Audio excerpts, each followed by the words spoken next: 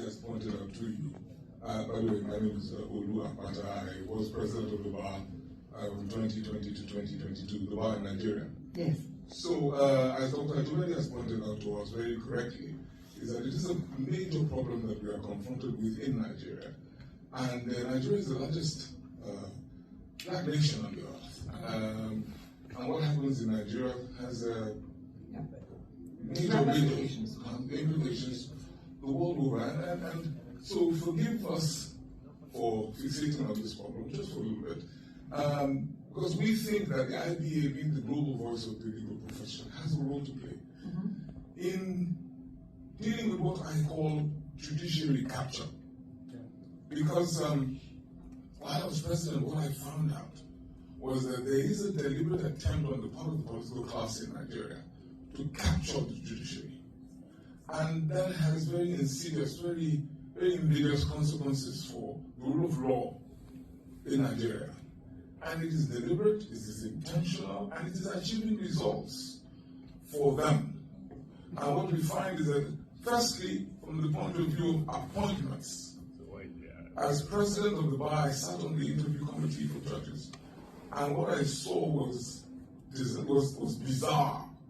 And as Tunde has said to us, that a good judge will emerge in Nigeria out of that process is by fluke only.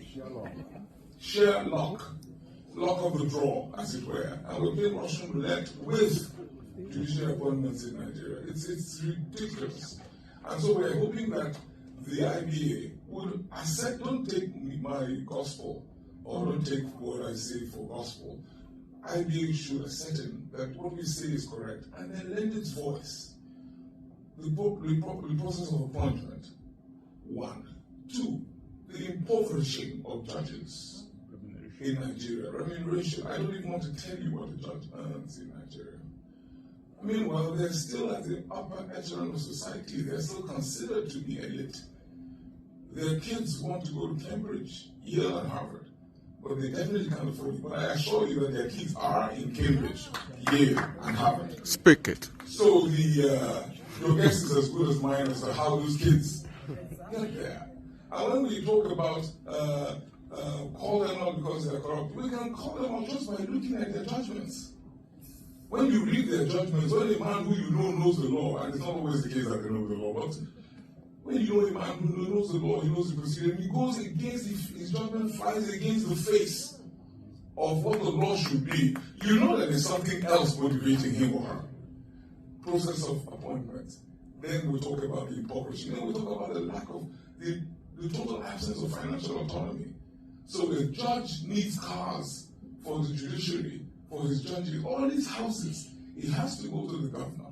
We have national and sub-national levels, and it's replicated on all levels. He has to go to the governor.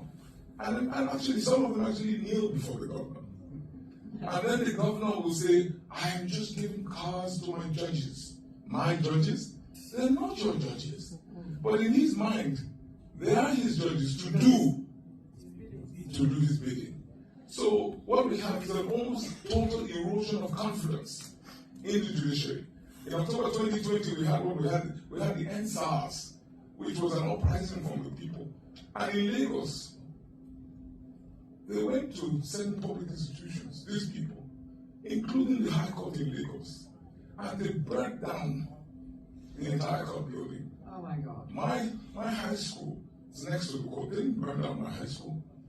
The Federal Ministry of Works is next to the court. The other side didn't burn the Federal Ministry of Works down.